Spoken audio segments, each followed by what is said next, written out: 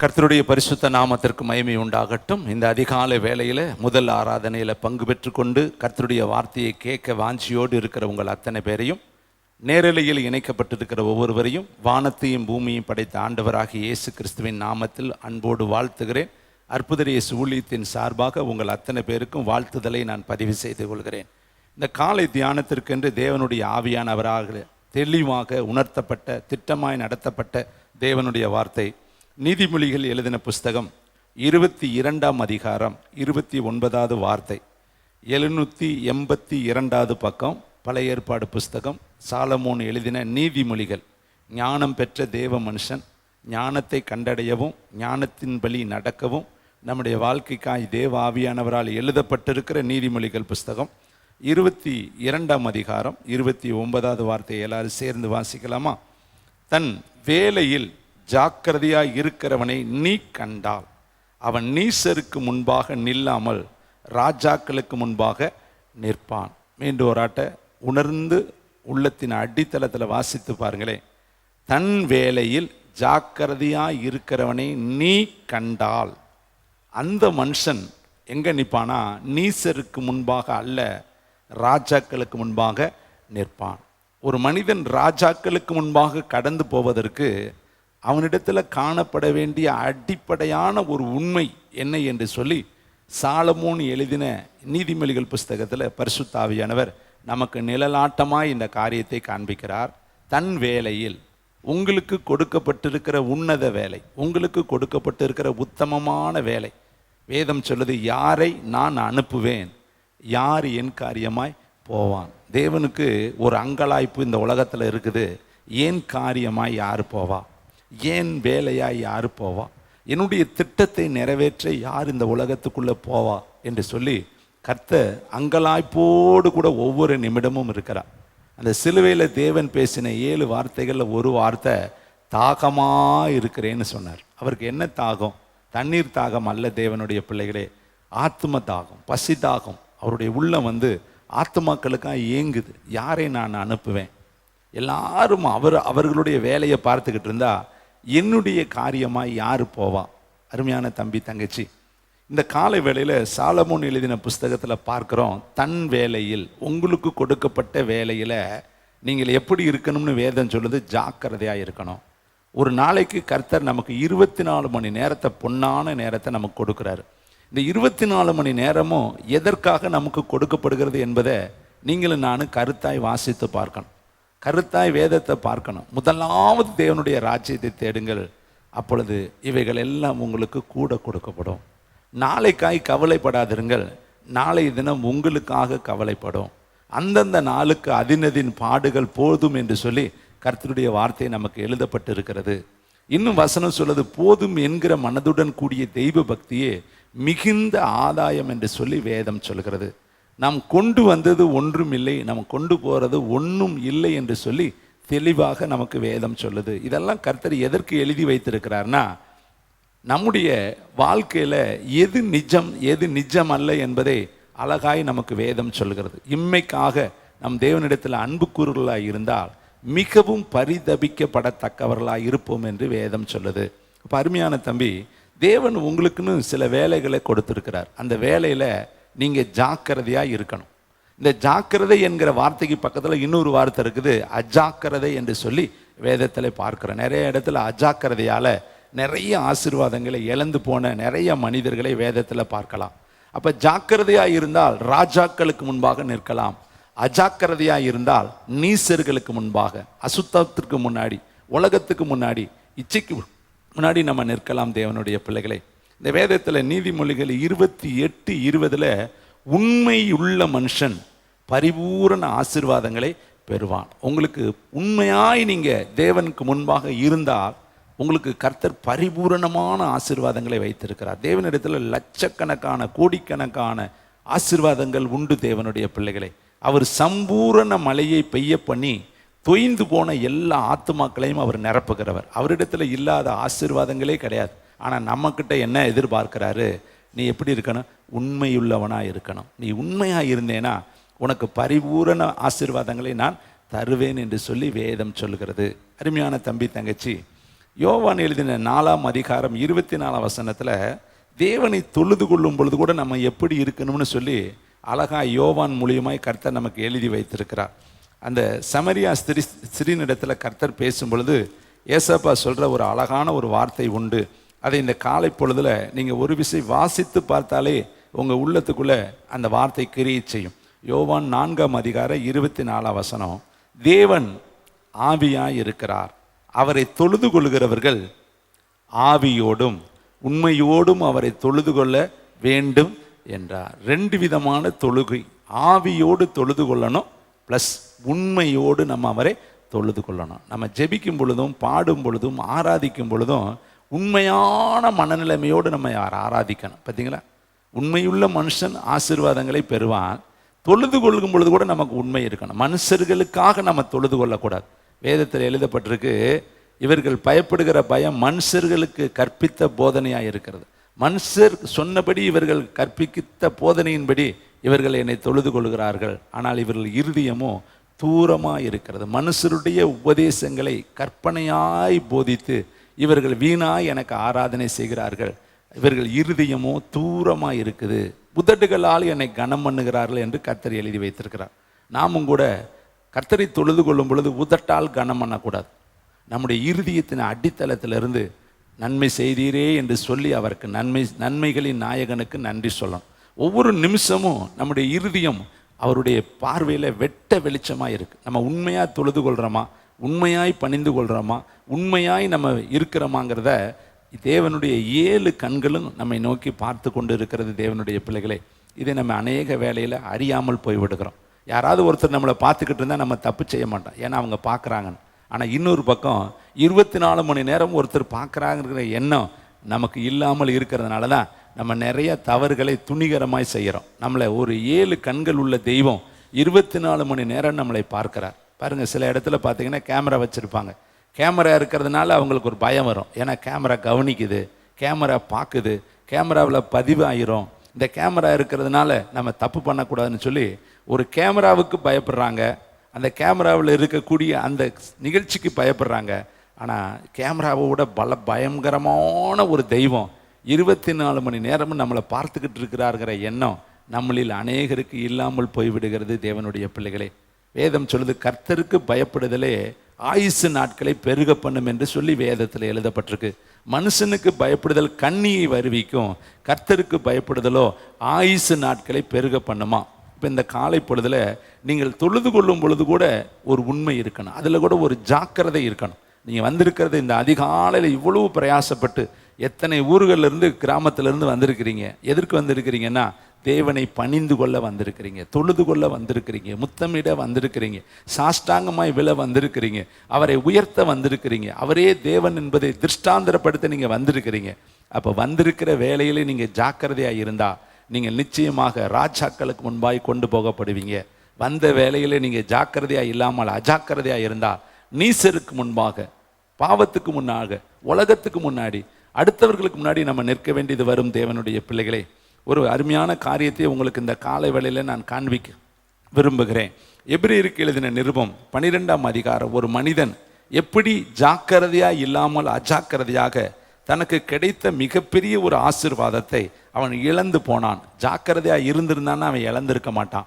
அஜாக்கிரதையாக இருந்தபடியினால், பொறுப்பில்லாமல் இருந்தபடியினால், நிர்விசாரமாக இருந்தபடியினால், அவன் கொடுத்த அந்த வாய்ப்பை தட்டி கழித்தபடியினால் அவனுடைய வாழ்க்கையில் இழந்து போன அந்த இழப்பை நம்ம வேதத்தில் இந்த காலை வேளையில் தியானிக்க தேவனுடைய ஆவியானவர் விருப்பம் கொண்டு இருக்கிறார். அதனால தான் வேதம் சொல்லுது, தன்னுடைய வேலையில் ஜாக்கிரதையாக இருக்கிறவனை நீ பார்த்தேனா, அவன் ஒரு நாளைக்கு ராஜாக்கள்கிட்ட போய் நிற்பான், ஒரு நாளும் அவன் உலகத்துக்கிட்ட நிற்க மாட்டான்னு சொல்லி சாலமோன் மூலியமாய் கர்த்தர் சொல்கிறாரு. பாருங்கள், எபிரேயருக்கு எழுதின புஸ்தகம் 12ஆம் அதிகாரம் 14ஆவது வசனத்திலேருந்து நான் உங்களுக்காய் வாசிக்கிறேன். இந்த காலை வேளையில் நீங்களும் அந்த வசனத்தை பாருங்கள். 310ஆவது பக்கத்தில் இது இருக்குது, புதிய ஏற்பாட்டில். நான் வாசிக்கிறேன். யாவரோடும் சமாதானமாய் இருக்கவும் பரிசுத்தமுள்ளவர்களாக இருக்கவும் நாடுங்கள். முடிந்த அளவுக்கு சமாதானம் நம்மளுடைய வாழ்க்கையில் ரொம்ப தேவையாக இருக்குது. ஏன்னா வேதம் சொல்லுது பாருங்கள், யாவரோடும் சமாதானமாக இருங்கள். இந்த பூமியில் பிசாசு ஒன்றை தவிர வேறு யாருமே நமக்கு பகையாளி கிடையாது, எதிராளி கிடையாது, கசப்பு கிடையாது. பூமியில் தேவன் உண்டாக்கின எல்லா மனுஷரோடும் நம்ம எப்படி இருக்கணும்னு வேதம் சொல்லுது. சமாதானம் பண்ணினால்தான் நம்ம பாக்கியவான் என்று சொல்லி வேதம் சொல்லுகிறது. வேதத்தில் கர்த்தர் சொல்றார், அவர் சமாதான காரணர், சமாதானத்துக்கு அவர் ஒரு சொந்தக்காரர். கர்த்தர் சொல்றார், என்னுடைய சமாதானத்தையே நான் உங்களுக்கு வைத்து போகிறேன் என்று கர்த்தர் சொல்லியிருக்கிறார். அப்போ இங்கே வேதம் பாருங்க, எபிரேயருக்கு எழுதின நிருபத்தில் பவுலடிகள் எழுதுறார், யாவரோடும், அவங்க நல்லவங்களோ கெட்டவங்களோ பெரியவங்களோ சின்னவங்களோ பிடிச்சவங்களோ பிடிக்காதவங்களோ அல்லது உங்களுக்கு அதிகாரி இல்லையோ, ஆனால் எல்லாரோடும் எப்படி இருங்கன்னு அவர் ஒரே வார்த்தையில் சொல்றார், யாவரோடும் சமாதானமாக இருக்கவும் பரிசுத்தம் உள்ளவர்களாக இருக்கவும் நாடுங்கள். பரிசுத்தம் இல்லாமல் ஒருவனும் கர்த்தரை தரிசிக்கிறது இல்லையே என்று எழுதுகிறார். அப்போ தேவனை நம்ம பார்க்கணும், தேவனை நம்ம தரிசிக்கணும், தேவனிடத்தில் போகணும்னா வேதம் சொல்லுது, பரிசுத்தம் இல்லாமல் ஒருவனும் கர்த்தரை தரிசிக்க முடியாது. இதைத்தான் மலை பிரசங்கத்தில் ஏசப்பா சொல்றாரு, பரிசுத்தம் இல்லாமல் என்ன செய்ய, இருதயத்தில் சுத்தம் உள்ளவர்கள் பாக்கியவான்கள், அவர்கள் தேவனை தரிசிப்பார்கள். இங்க பவுல் எழுதுறாரு, பரிசுத்தம் இல்லாமல் ஒருவனும் தேவனை தரிசிக்கவே முடியாது. அப்ப பரிசுத்தமும் இருதயத்தில் சுத்தமும் தான் தேவனை பார்க்கக்கூடிய அந்த கண்களை கர்த்தர் நமக்கு கொடுப்பார், தேவனுடைய பிள்ளைகளே. அடுத்த வசனம் பாருங்க, ஒருவனும் என்ன சொல்றாரு, தேவனுடைய கிருபையை இழந்து போகாத படிக்கு. அப்ப இதை கேட்கும் பொழுது, இழந்து போக முடியுமா கிருபையனா? கட்டாயம் இழந்து போக முடியும். எப்படி இழந்து போக முடியும்?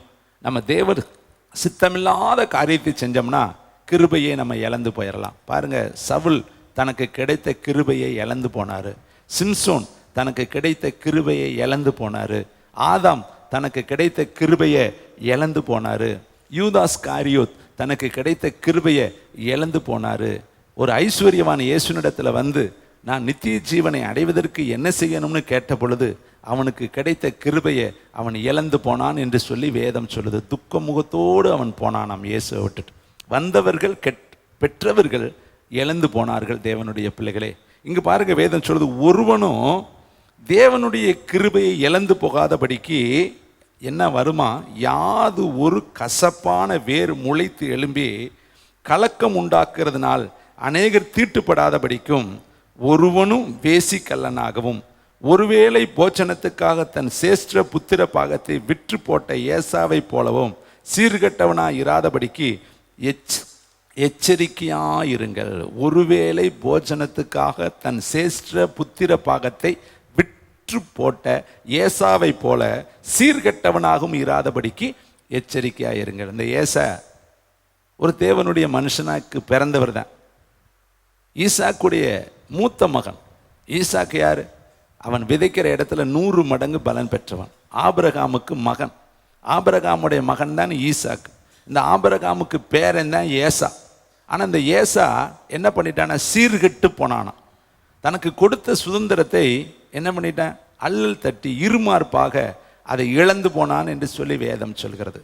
பிள்ளைகளின் பிள்ளைகள் பிதாக்களுக்கு கிரீடம் என்று வேதத்தில் சொல்லப்படும். பிள்ளைகளின் பிள்ளைகள் தான் பிதாக்களுக்கு என்னவா இருக்காங்களா, கிரீடமாக இருக்கிறாங்களாம். அப்போ வீடும் ஆஸ்தியெல்லாம் பிதாக்கள் வைக்கிற சுதந்திரம் என்று வேதம் சொல்லுது. இப்போ ஆபிரகாமுடைய ஆசீர்வாதம் ஏசாவுக்கு ஏன் இல்லாமல் போச்சு? ஈசாக்குடைய ஆசீர்வாதம் ஏன் ஏசாவுக்கு இல்லாமல் போச்சுன்னா, அவன் கிடைச்ச அந்த சுதந்திரத்தையும் என்ன பண்ணிட்டான் தெரியுமா, இழந்துட்டான். காரணம், ஒருவேளை போஜனத்துக்காக, ஒருவேளை உணவுக்காக, ஒருவேளை சிற்றின்பத்திற்காக, ஒருவேளை உலகப்புறமான காரியத்திற்காக தேவன் பிறப்பிலேயே கொடுத்த அந்த ஆசீர்வாதத்தை துச்சமாக தூக்கி எறிந்தான். அதனால தான் பின்பாடு அடுத்த வசனம் சொல்லுது பாருங்க, 17 வசனம், ஏனென்றால் பிற்பாடு அவன் ஆசீர்வாதத்தை சுதந்திரித்து கொள்ள விரும்பியும் ஆகாதவன் என்று தள்ளப்பட்டதை அறிவீர்கள். அவன் கண்ணீர் விட்டு கவலையோடு தேடியும் மனம் மாறுதலை காணாமல் போனான். இவனுக்கு தான் கர்த்தர் பிறப்பிலேயே கொடுத்தார். அவன் பிறக்கும் பொழுதே அவன் மேலே அந்த ஆசீர்வாதம், இலவசமான ஆசீர்வாதம், தேடி போகாத ஆசீர்வாதம், ஓவாசித்து பெற்றுக்கொள்ளாத ஒரு ஆசீர்வாதம், அழுது ஜெபிக்காத ஒரு ஆசீர்வாதம். பிறப்பிலேயே அவன் மேலே ஒரு சேஷ்ட புத்திர பாகம் அப்படின்னா தலைச்சன் பிள்ளைக்குரிய ஆசீர்வாதம் அவன் மேலே இருக்குது. அது பிறப்பிலேயே கிடைத்தது. நம்முடைய வாழ்க்கையிலே நிறைய கிருபை பிறப்பிலேயே ஆண்டவர் கொடுத்தார். நம்ம பிறக்கும் பொழுதே கர்த்தர் நமக்கு இலவசமான அந்த கிருபை கொடுத்துருக்கிறார். பாருங்க, ஒரு பெரிய விக்கிரக கோட்டையிலிருந்து கர்த்தர் நம்மளை வெளியே கொண்டு வந்து நமக்கு ஊழிய வாய்ப்பை கொடுத்துருக்கிறார், ஜெபிக்கிற வாய்ப்பை கொடுத்துருக்கிறார், ஆராதிக்கிற வாய்ப்பை கொடுத்துருக்கிறார், யுத்தம் பண்ணக்கூடிய கிருபையை கொடுத்துருக்கிறார். ஏதோ ஒரு விதத்தில் கர்த்தருடைய ஊழியத்தில் பனிமூட்டு பணியில் வேலை செய்யும்படி தேவன் நமக்கு இரக்கமும் தயவும் ஈவும் பாராட்டியிருக்கிறார். பாருங்க, காட்டு திராட்சை செடியாக இருந்த நம்மளை வெட்டி கொண்டு வந்து திராட்சை செடியோடு நட்டுட்டாராம். இப்போ காட்டு ஒளிவ மரமாக இருந்த காட்டு திராட்சை செடியாக இருந்த நம்மளை கொண்டு வந்து நற்கனிதரும் உயர்குட திராட்சை செடியோடு அவர் இணைத்தார் என்று சொல்லி வேதத்தில் சொல்லப்பட்டிருக்கு. அதுபோல் எங்கேயோ கடந்த நம்மளை, எந்த தகுதியும் இல்லாத நம்மளை, வாய்ப்பு வசதி இல்லாத நம்மளை, வேதத்தினுடைய ஆழம் அகலம் நீளம் உயரம் தெரியாத நம்மளை, சட்டதிட்டங்கள் தெரியாத நமக்கு கர்த்தர் இலவசமான கிருபை கொடுத்து இந்த ஊழியத்தில் நீங்களும் நானும் ஒருவராக கர்த்தர் வைத்திருக்கிறார். நமக்கு முறைப்படி வேதத்தினுடைய ஆழ அகலம் தெரியாது. இங்கே இருக்கிற அநேகருக்கு நம்ம வேத நிபுணர்கள் கிடையாது. வேத கலாச்சாலையில் முறைப்படி படித்து முறைப்படி சட்டத்திட்டத்தின்படி நம்ம வந்தவர்கள் கிடையாது. ஆனால் எதுவுமே இல்லாவிட்டாலும் எப்படி தாவீதுக்கு அருளின கிருபை எப்படி அவன் மேலே இருந்துச்சோ நித்திய கிருபையாக, அதுபோல் தேவன் நமக்கு இந்த கிருபையை கொடுத்துருக்கிறார். ஆனால் இந்த ஏசா போல நம்ம சீர்கட்டவர்களாய் போய்விடக்கூடாது. தேவன் உனக்கு கொடுத்த வேலையில் நீ ஜாக்கிரதையாயிரு. 24 மணி நேரம் கொடுத்தாரா, அந்த 24 மணி நேரத்தில் தேவனுக்குன்னு நீ கொடுக்க வேண்டிய 2.5 மணி நேரத்தை உண்மையாகி கொடு. வாய்ப்பு இருக்கிறப்ப சமயம் வாய்த்தாலும் வாய்க்காவிட்டாலும் கர்த்தருடைய ஊழியத்தை ஜாக்கிரதையாய் செய். யாருக்கு சொல்லணுமோ அவங்களுக்கு சொல்லிடு, யாருக்காக ஜெபிக்கணுமோ அவங்களுக்கு ஜெபித்திரு. நீ தேவனுடைய வேலையில் உண்மையாக இருந்தேனா உன்னை நிச்சயமாக தேவன் ராஜாக்களிடத்தில் கொண்டு போவார். தேவனுடைய பிள்ளைகளை, அடுத்து இன்னொரு பகுதியை நான் உங்களுக்கு காண்பிக்க விரும்புகிறேன். ஆதியாகமம் புஸ்தகம் 16ஆம் அதிகாரம் 2வது வசனத்தையும் 3வது வசனத்தையும், நீதிமொழிகள் 30ஆம் அதிகாரம் 23ஆம் வசனத்தையும் 3 வசனத்தையும் நான் கம்பேர் பண்ணி உங்களுக்கு காண்பிக்க விரும்புகிறேன். தயவுசெய்து நீங்கள் அந்த வசனத்தை எடுத்துக்கொள்ளும்படி உங்களை பட்சமாய் கேட்டுக்கொள்கிறேன். 16வது பக்கத்தில் இருக்க ஆதியாகமம் புஸ்தகம் 16ஆம் அதிகாரம் 2வது வசனத்தையும் 3வது வசனத்தையும் நான் வாசிக்கிறேன். சாராய் ஆபிரகாமை நோக்கி, நான் பிள்ளை பெறாதபடி கர்த்தர் என் கர்ப்பத்தை அடைத்திருக்கிறார், என் அடிமை பெண்ணோடு சேரும், ஒருவேளை அவளால் என் வீடு கட்டப்படும் என்றாள். சாராயின் வார்த்தைக்கு ஆபிராம் செவி கொடுத்தான். ஆபிராம் கானான் தேசத்தில் 10 வருஷம் குடியிருத்த பின்பு ஆபிராமின் மனைவியாகிய சாராய் எகிப்து தேசத்தாலான தன் அடிமை பெண்ணாகிய ஆகாரை அழைத்து அவளை தன் புருஷனாகிய ஆபிரகாமின் மனுமணியாட்டியாக கொடுத்தாள். இங்கு வேதம் சொல்லுது, ஆபிரகாம் என்ன செய்கிறார்? கர்த்தர் ஆபிரகாமுக்கு வாக்கு கொடுத்திருக்கிறார். வானத்து நட்சத்திரங்களைப் போலவும் பூமியின் மணலத்தனையாகவும் கர்த்தர் உன்னை பெருக பண்ணுவேன்னு ஆதியாகமத்தில் 15ஆம் அதிகாரத்தில் கரெக்டாக வாக்கு கொடுத்தார். பிள்ளை இல்லையே என்று சொல்லி அவன் ஏங்குகிற வேலையில், கதறுகிற வேலையில், என்னுடைய வீட்டில் இளையசர் என்னுடைய வீட்டில் ஒரு பிள்ளை போல இருக்கிறானேன்னு சொல்லி அவன் ஏங்கி கொண்டிருக்கிற வேலையில் அப்பொழுதே கர்த்தர் வாக்கு கொடுத்துட்டார். 15ஆம் அதிகாரத்திலேயே, நான் வானத்து நட்சத்திரத்தை போல உன் சந்ததியை பெருக பண்ணுவேன், பூமியின் மணலத்தனையாய் உன் சந்ததியை பெருக பண்ணுவேன்னு வாக்கு கொடுத்துட்டார். ஆனால் 15ஆம் அதிகாரத்தில் வாக்கு கொடுக்கிறாரு. 16ஆம் அதிகாரத்தில் சாராய் என்ன செஞ்சா தெரியுமா? தன்னுடைய இடத்துல தன்னுடைய வேலைக்காரியாகிய அடிமை பெண்ணை கொண்டு வந்து தன் புருஷனுக்கு கொடுக்கிறார். நீதிமொழிகள் புஸ்தகம் 30ஆம் அதிகாரம் 23ஆம் வசனத்தை வாசித்து பாருங்களே. சாலமோன் இதை அங்கே அழகாக எழுதுகிறாரு. எப்படி எழுதுகிறார் என்பதை நீங்கள் இதை பார்க்கும்படி உங்களை தயவாய் நான் கேட்டுக்கொள்கிறேன். நீதிமொழிகள் 20ஆம் அதிகாரம் 30ஆம் அதிகாரம் 23ஆம் வசனம். ரீபால ரபா ஷபால ரபா வாசிக்கலாங்கம்மா. பகைக்கப்படத்தக்கவர்களாக இருந்தும் புருஷனுக்கு வாழ்க்கைப்பட்ட ஸ்திரீகளும் நிமித்தம் தன் நாச்சியாருக்கு பதிலாளாக இல்லாளாகும் அடிமை பெண்ணின் நிமித்தமே. நாச்சியாருக்கு பதிலாக இல்லாளாகும் அடிமை பெண்ணின் நிமித்தமே. இப்ப கர்த்தர் வாக்கு கொடுத்தது நாச்சியாருக்கு தான் வாக்கு கொடுத்தார். அவளாலே தான் நான் கட்டி எழுப்புவேன், அவளாலே தான் வாக்குத்தத்தம் பண்ணப்பட்ட ஈசாக்கு வருவான்கிறத கர்த்தர் வாக்கு கொடுத்திருக்கிறார். ஆனா தன் வேலையில ஜாக்கிரதையா இருக்கிறவனே நீ கண்டால். இப்ப சாராய் தன்னுடைய தேவன் கொடுத்த அந்த அழைப்புல, தேவன் கொடுத்த தரிசனத்துல, தேவன் கொடுத்த வெளிப்பாட்டுல அவள் உண்மையா இருந்திருந்தா அவள் நீசருக்கு முன்னாடி நிற்க வேண்டிய அவசியம் கிடையாது. அவள் என்ன பண்ணிட்டா, தேவன் கொடுத்த அந்த வாக்கு தத்தத்தை அவள் விசுவாசிக்கல. வேதம் சொல்லுது, தன் வேலையில் ஜாக்கிரதையா இருக்கிறவனே நீ கண்டாள். இப்ப இவளுக்கு இந்த ஜாக்கிரதை இல்லை. கர்த்தர் சொல்லி இருக்கிறாரு தருவாருன்னு சொல்லி காத்திருக்காம என்ன செய்யா, ஏசா மாதிரி சீர்கட்டவளா போறான். தன் இடத்துல வேலைக்கார பொண்ணை கொண்டு வந்து இணைப்புல சேர்த்து விடுறான். என் இடத்துல அவள் பிரவேசிக்கட்டும், அவளால என் வீடு கட்டப்படும் என்று சொல்லி ஒரு அஜாக்கிரதையாக, ஒரு பொறுப்பற்றவளாக, ஒரு விசுவாசம் இல்லாதவளாக, ஒரு நம்பிக்கை இல்லாதவளாக, தேவனுடைய திட்டத்தை புரிந்து கொள்ளக்கூட மனநிலைமை இல்லாதவளாக அவள் துணிந்து செயல்படுவதை நாம் வேதத்தில் பார்க்கிறோம். அருமையான தம்பி, தங்கச்சி, தாயே, தகப்பனே, உன்னை கொண்டு கர்த்தர் செய்வேன்னு சொன்னால் உன்னை கொண்டு தான் செய்வார். அந்த திட்டம் அவரிடத்துல இருக்கிறதுனால தான் உன்னை கர்த்தர் இவ்வளவு காலம் உருவாக்கி கொண்டு வந்திருக்கிறார். அவர் என்னைக்குமே ப்ரோக்ராம் திட்டத்தை மாற்றுகிறவர் அல்ல, நாம தான் மாற்றுகிறோம். அவர் எப்பயுமே அழைப்புல உண்மையுள்ளவர், தெரிந்து கொள்ளுதலில் உண்மையுள்ளவர், முன்குறித்தல்ல உண்மையுள்ளவர். என்ன நோக்கத்துக்காக ஒருத்தரை அழைத்தாரோ அந்த நோக்கத்தில் நடத்தி கொண்டு போக அவர் உண்மையும் நீதியும் உத்தமமும் உள்ள தேவனா இருக்கிறாரு. பாருங்க, இந்த சாராய் எவ்வளவு ஒரு அஜாக்கிரதையான ஒரு வேலையை துணிந்து செஞ்சுட்டா. ஜாக்கிரதை அவள்கிட்ட இல்லையே. கர்த்தர் சொல்லி இருக்கிறாருன்னு செய்வாருன்னு சொல்லி அவன் நினைச்சிருந்தானா அடிமை பெண்ணை கொண்டு வந்து தண்ணி இடத்துல வைப்பாளாம். அப்போ நாமும் கூட நிறைய இடத்துல தேவ திட்டமில்லாத ஒன்றை செயலை நம்ம துணிந்து செய்து தேவனுடைய நாமம் தூசிக்கப்பட நம்ம காரணமாய் போய்விடுகிறோம். அதனால தான் நம்ம நீசருக்கு முன்னாடி நிற்கக்கூடிய, அசுத்தத்துக்கு முன்னாடி நிற்கக்கூடிய, கேவலத்துக்கு முன்னாடி நிற்கக்கூடிய, வியாதிக்கு முன்னாடி நிற்கக்கூடிய, தேவையில்லாத காரியத்தில் மன வருத்தப்படக்கூடிய சூழ்நிலைக்கு நம்முடைய வாழ்க்கையில் அஜாக்கிரதை தான் தேவனுடைய பிள்ளைகளை காரணமாக இருக்குது. இன்னும் ஒரு சில வசனங்களை உங்கள் மத்தியில் வைக்க விரும்புகிறேன். நீதிமொழிகள் புஸ்தகம் 12ஆம் அதிகாரம் 24வது வசனம், 773வது பக்கத்தில் 12ஆம் அதிகாரம் 24வது வசனத்தை நான் வாசிக்கிறேன், நீங்களும் பார்க்கும்படி கேட்டுக்கொள்கிறேன். ஜாக்கிரதையுடைய கை ஆளுகை செய்யும், சோம்பேறியோ பகுதி கட்டுவான். ஜாக்கிரதை உள்ளவனுடைய கை ஆளுகை செய்யுமா. அப்போ நீங்கள் ஆளுகை செய்யணும்னா நீங்கள் ஜாக்கிரதையாக இருக்கணும். ஒவ்வொரு நாளும் ஜெபத்தில் நீங்கள் கரெக்டாக இருக்கணும். என்னென்னமோ வேலைக்கு நம்ம கவனமாக இருக்கிறோம், ஜெபத்தில் நம்ம கவனமே கிடையாது, வேத வாசிப்பில் கவனமே கிடையாது, ஊழியத்தில் நம்ம கவனமே கிடையாது, ஆத்ம ஆதாயம் செய்வதில் நம்ம கவனமே கிடையாது, நம்ம இந்த உலகத்தில் வாழ போகிற வாழ்க்கை கொஞ்ச வாழ்க்கை என்பதில் நம்ம கவனமே கிடையாது. இந்த உலகம்தான் நமக்கு சதா காலமாக வாழ போகிறது மாதிரியும், இதுக்காகவே தான் நம்ம பிறந்திருக்கிற மாதிரியும் நம்ம ஓடிக்கொண்டே இருக்கிற தேவன பிள்ளைகளே. நாளைய தினம் நமக்கு சொந்தமில்லை தேவனுடைய பிள்ளைகளே. அதை நம்ம ஒவ்வொரு நாளும் உணரணும். படுக்கிற ராத்திரி தான் கடைசி ராத்திரி நம்ம நினைக்கணும், எந்திரிக்கிற காலை தான் கடைசி காலைன்னு நம்ம நினைக்கணும். அந்த எண்ணம் உனக்குள்ள வந்துட்டா நீ தேவனுடைய ஊழியத்தை செய்ய ஆரம்பிச்சிருவ, ஜெபிக்க ஆரம்பிச்சிருவ, தேவனுக்கு முன்னாடி நிற்க ஆரம்பிச்சிருவ, தேவனுடைய திட்டத்தை உன்னுடைய மனதில் உணர்ந்து செயல்பட ஆரம்பிச்சிருவ. ஒரு 2 தேவ மனுஷர்களை இந்த காலை தியானத்தில் உங்கள் மத்தியில் வைக்க விரும்புகிறேன். உண்மையுள்ளவன் எப்படி ராஜாக்களுக்கு முன்பாய் கொண்டு போகப்பட்டான். தனக்கு கொடுத்த வேலையில், தனக்கு கொடுத்த பொறுப்பில், தனக்கு கொடுத்த அழைப்பில், தனக்கு தேவன் காண்பித்த திட்டத்தில் எந்த மனிதன் ஜாக்கிரதையாக இருந்தானோ அந்த மனிதனை கர்த்தர் எப்படி உலகளாவிய மனிதனாய் உயர்த்தினார் என்பதை 2 தேவ மனிதர்களை உங்கள் மத்தியில் நான் காண்பிக்க விரும்புகிறேன் இந்த காலை வேளையில். 1 சாமுவேல் புஸ்தகம் 16ஆம் அதிகாரம் 18ஆம் வசனம், 361வது பக்கத்தை நம்ம எடுத்துக்கொள்வோம் தேவனுடைய நாம மகிமைக்காக. 1 சாமுவேல் புஸ்தகம் 16ஆம் அதிகாரம் 18வது வசனத்தை நான் வாசிக்கிறேன்.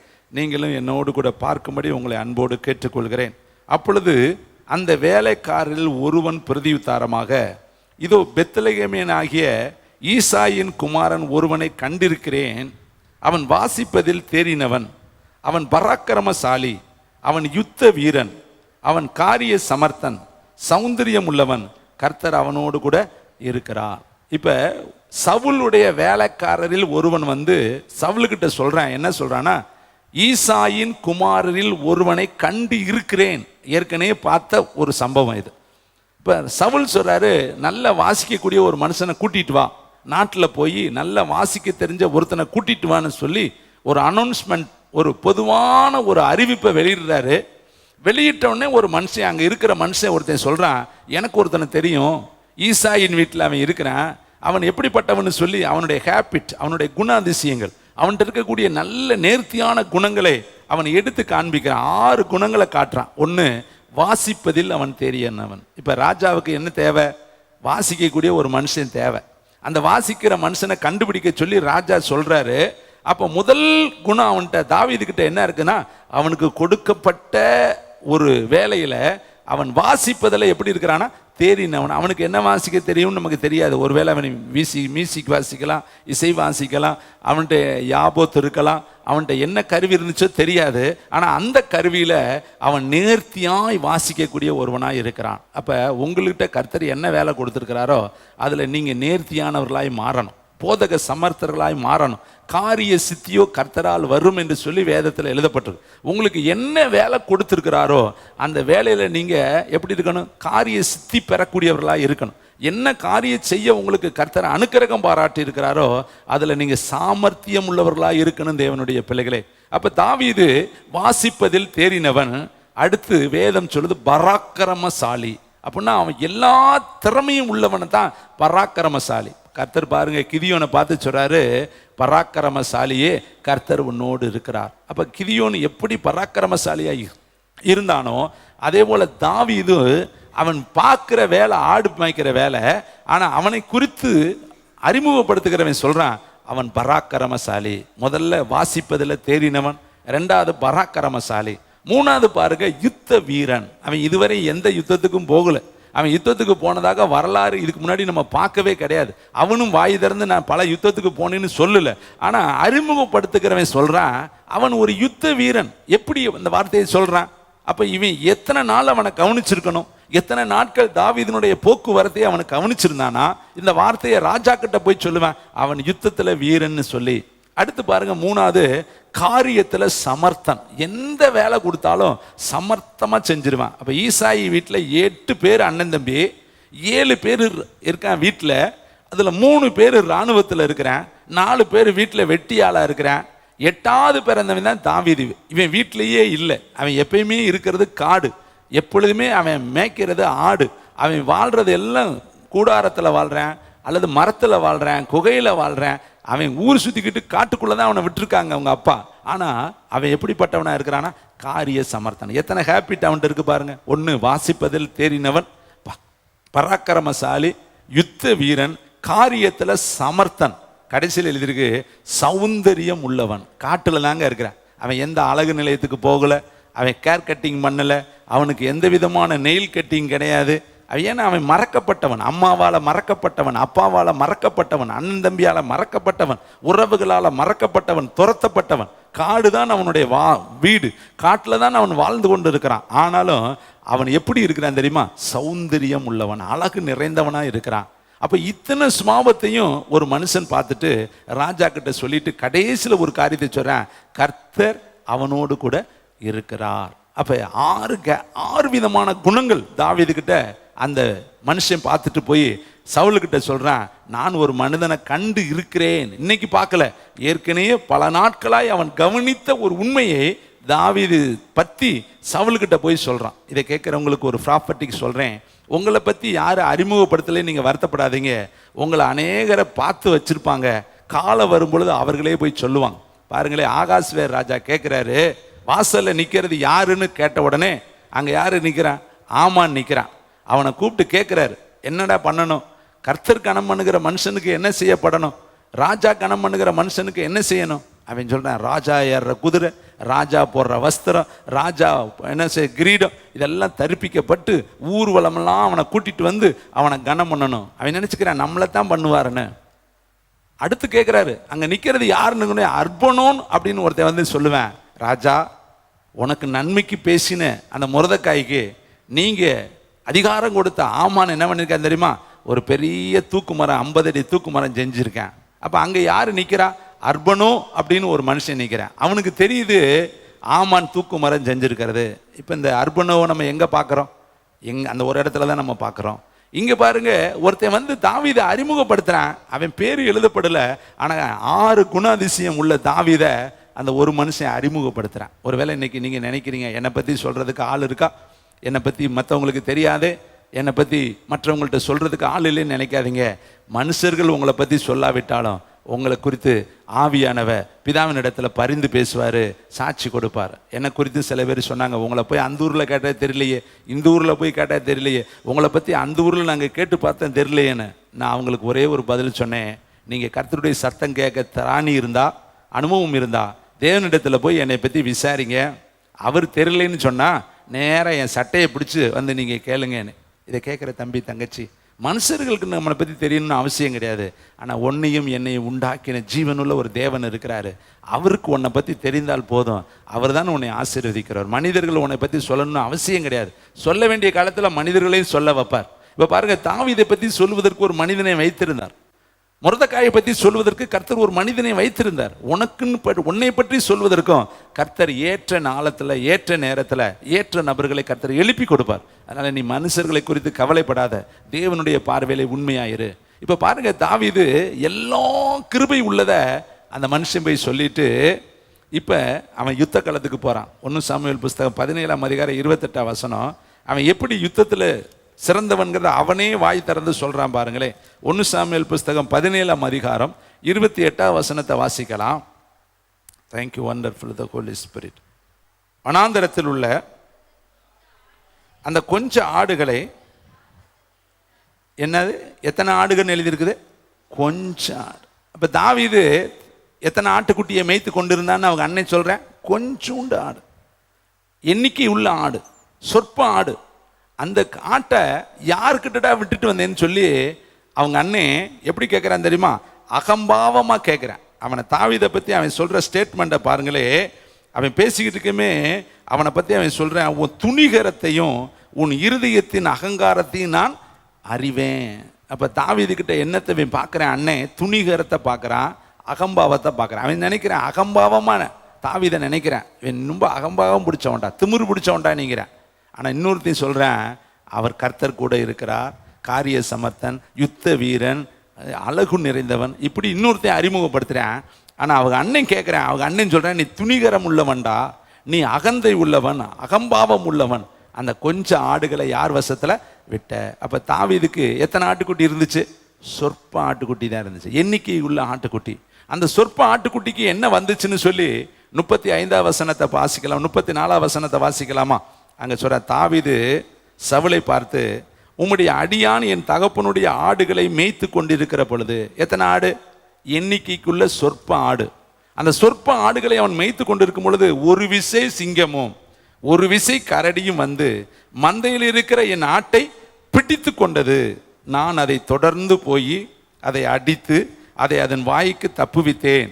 அது என்மேல் பாய்ந்த போது நான் அதன் தாடியையும் பிடித்து அதை அடித்து கொன்று.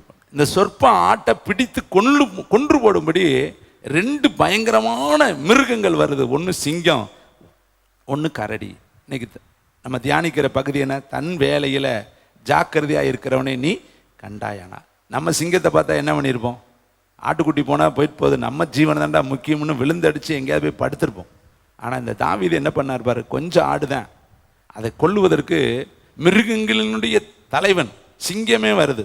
ஆனால் இவன் என்ன பண்ண தெரியுமா? தன் ஜீவனை கையில் பிடிச்சிட்டு போய் யுத்தம் பண்ணி அதனுடைய வாய்க்கு தன்னுடைய ஆடுகளை அவன் தப்புவித்தான். அப்போ தன் வேலையில் அவன் எவ்வளவு ஜாக்கிரதை உள்ளவன் பாருங்க. அப்பா கொடுத்துட்டு அவர் வீட்டில் இருக்கிறாரு, ஆனால் என்னை நம்பி ஆட்டுக்குட்டியை கொடுத்துட்டாருன்னு சொல்லி அந்த ஆட்டுக்குட்டியை சிங்கங்களுக்கு தப்புவித்தானான். இப்போ நம்மளை நம்பி நிறைய ஆட்டுக்குட்டியை கொடுத்துருக்கிறாரு பாருங்க. எத்தனை ஆட்டு, நீங்கள்லாம் ஆடுகள், உங்களெல்லாம் தப்புவிக்க வேண்டியது ஊழியக்காரர்களாகி எங்களுடைய பொறுப்பு. அதனால தான் இவ்வளவு ஜபம். ஏன் மாற்றி மாற்றி பிரதர் ஜபம் வைக்கிறார்? வேலை இல்லாமல் வைக்கல. இந்த ஒவ்வொரு ஜபத்திலையும் ஜப குறிப்பு வைத்து ஜெபித்துக்கிட்டே இருக்கிறோம். ஜெபிக்க ஜெபிக்க தாங்க உங்கள் எல்லைகளில் பாதுகாப்பு. ஜபம் இல்லாத வீடு கூரை இல்லாத வீடு, ஜபம் இல்லாத ஆலயம் அது கூரை இல்லாத ஆலயம், ஜபம் இல்லாத ஊழியம் பாதுகாப்பு இல்லாத ஊழியம். இப்போ நீங்கள் ஒவ்வொரு ஜபத்திலையும், நீங்கள் ஏன் இவ்வளவு ஜபம் நடத்துகிறோம்னா, ஒவ்வொரு ஜபத்திலையும் அதிகமாக நாங்கள் ஜப குறிப்புகளை வைத்து ஜெபிக்க ஜெபிக்க ஜெபிக்க ஜெபிக்க தாங்க உங்களுடைய எல்லைகளில், ஊழிய எல்லைகளில், குடும்பங்களில் நம்ம பிள்ளைகள் தலை தோங்குவதே நம்ம பார்க்க முடியுது. அதனால தான் இந்த ஜபம் நடத்திக்கிட்டே இருக்கிறோம். அடுத்தடுத்து ஜபங்களை ஏன் வைக்கிறோம்னா, இந்த ஜபம் தான் நமக்கு ஒரு பெரிய கோட்டை, நமக்கு அரண், நமக்கு பலன், நமக்கு துருகம், நம்மை பாதுகாக்கக்கூடிய கேடயம் தேவனுடைய பிள்ளைகளே. இதை நம்ம மறந்து போய்விடக்கூடாது. ஒவ்வொரு ஜபத்திலையும் இங்கே இருக்கிற எல்லாருக்காக, நம்முடைய ஊழியத்தில் இருக்கிற அத்தனை பேருக்கு நம்ம ஜெபிக்கிறோம். அதனால தான் அந்த ஊழியத்துக்குள்ள ஒரு பாதுகாப்பை நம்ம பார்க்க முடியுது. அப்போ தாவீது பாருங்க, சிங்கம் பிடிச்சிட்டு போனால் போகட்டும்னு தன் ஆட்டுக்குட்டியை விட்டு கொடுக்கல. அப்பாவுக்காக அவன் பார்க்கல. என்னை நம்பி கர்த்தர் கொடுத்துருக்கிற அந்த ஆடு ரொம்ப விலையேற பெற்றது, அதை சிங்கம் கொண்டுட்டு போயிடக்கூடாது, கரடி கொண்டுட்டு போயிடக்கூடாதுன்னு அதோட யுத்தம் பண்ணி அந்த கரடியினுடைய வாய்க்கு, சிங்கத்தின் வாய்களுக்கு ஆட்டுக்குட்டியை அவன் பாதுகாத்தான். அவனை கர்த்தர் எங்கே கொண்டு போனார் தெரியுமா? சவுல் இடத்துக்கு கர்த்தர் கொண்டு போனார். ஆடு மேய்ச்சவனை ராஜாவா கொண்டு போய் 40 ஆண்டுகள் இஸ்ரவேலை அவன் ஆட்சி செய்தான். கைத்தட்டி கர்த்தருக்கு முன் நன்றி சொல்லுவோமா? நீ கொஞ்சத்துல உண்மையாயிரு, அநேகத்துல உன்னை அதிகாரியா வைப்பார். தன் வேலையில ஜாக்கிரதையா இருக்கிறவனை நீ கண்டால் அவன் நீசருக்கு முன்பாக அல்ல, எங்க இருப்பான்? ராஜாக்களுக்கு முன்பாக நிற்பான். அவங்க அன்னைங்கெல்லாம் அண்ணனாவே தான் இருந்தான். அந்த வீட்டில் இருக்கிறவன் வீட்டாளாவே தான் இருந்தான். அவன்லாம் உயர்ந்ததா வரலாறு கிடையாது. ஆனால் ஆடு மேய்த்தவனை கர்த்தர் அரசாளக்கூடிய மனுஷனாய் கொண்டு போனார். இன்னொரு மனிதனை நான் உங்களுக்கு காண்பித்தேன், 2 நிமிடத்தில் முடிக்க விரும்புகிறேன். ஆதியாகமம் 39ஆம் அதிகாரத்தில் 2ஆம் வசனம், யோசேப்பு, கர்த்தர் யோசேப்போடு இருந்தார், அவன் காரிய சித்தியுள்ளவனாய் இருந்தான். அதை எஜமானன் கண்டு அவன் கையில் சகலத்தையும் ஒப்புவித்தார். அந்த அதிகாரம் முழுசு நீங்கள் படிச்சுட்டு போனீங்கன்னா இருக்கு. அப்போ காரிய சித்தியுள்ளவனாக இருந்தான். அவன் ஜெயிலில் தான் இருந்தான், அடிமையாய்த்தான் இருந்தான், நாடு கடத்தப்பட்டவன் தான், 20 வெள்ளிக்காசுக்கு விற்கப்பட்டவன் தான், சொந்த சகோதரர்களால் புறக்கணிக்கப்பட்டவன் தான். ஆனால் போன இடத்துல கொடுத்த வேலையில் அவன் எப்படி இருந்தான் தெரியுமா? ஜாக்கிரதையாக இருந்தான். அவன்கிட்ட கொடுக்கப்பட்ட பணியில் அவன் உண்மையாக இருந்தான். நேரத்தை கர்த்தருக்கென்று அவன் செலவு செய்தான். வேதம் சொல்லுது, அந்த போத்திபார் மனைவி பாவத்துக்கு இழுக்கும் பொழுது அவன் சொல்றான், தேவனுக்கு விரோதமாய் பாவம் செய்வது எப்படி? இந்த வீட்டில் என்னை விட பெரியவர்கள் யாருமே கிடையாது, அவ்வளோ பெரிய பொறுப்பை அவன் என்னிடத்துல ஒப்பு கொடுத்துருக்கிறான். அப்படி இருக்க அவனுக்கும் தேவனுக்கு விரோதமாய் நான் பாவம் செய்வது எப்படி? எல்லா சூழ்நிலைகளும் அவனுக்கு சாதகமா இருக்குதுங்க. எல்லா அட்மாஸ்பியரும் அவனுக்கு ஏற்புடையதா இருக்குது. இப்போ அந்த வீட்டுக்குள்ள ஒருவரும் கிடையாது. அவன் நினைத்திருந்தால் அவன் என்ன சிற்றின்ப மோக பிரியனாய் அந்த இடத்துல அவன் வாழ்ந்திருக்கலாம். ஆனால் அவன் மனசுக்குள்ள ஒரு அக்கினி எரியுது, தேவனுக்கு விரோதமான இந்த பாவத்தை நான் செய்வது எப்படி? நான் அடிமையாக இருந்தாலும், நாடு கடத்தப்பட்டவனாக இருந்தாலும், விலைக்கு விற்கப்பட்டவனாக இருந்தாலும், ஒன்றுமே இல்லாமல் நான் நிர்கதியாக இந்த பட்டணத்தில் இருந்தாலும், என்னை ஆட்கொண்ட ஒரு தெய்வம் இருக்கிறாரு, என்னை படைத்த ஒரு தெய்வம் இருக்கிறாரு, 7 கண்கள் உள்ள ஒரு கர்த்தர் என்னோடு கூட இருக்கிறாரு. அவர் எனக்கு தரிசனம் கொடுத்த கர்த்தர், அவர் எனக்கு அரிக்கட்டுகளை காண்பித்த கர்த்தர், அவர் நட்சத்திரங்களை எனக்கு காண்பித்த கர்த்தர், பலவர்ண அங்கிகளை எனக்கு கொடுத்திருக்கிற கர்த்தர், அவர் என் கூட இருக்கிறபடினா இந்த பெண்ணுடைய மோகத்துக்கு நான் என்னை உட்படுத்த மாட்டேன்னு சொல்லி அந்த பாவத்துக்கு அவன் விலகி ஓடினான் என்று வேதம் சொல்லுது. தன் வேலையில ஜாக்கிரதையாக இருக்கிறவனை கண்டாயானால் அவன் எங்க இருப்பான் தெரியுமா?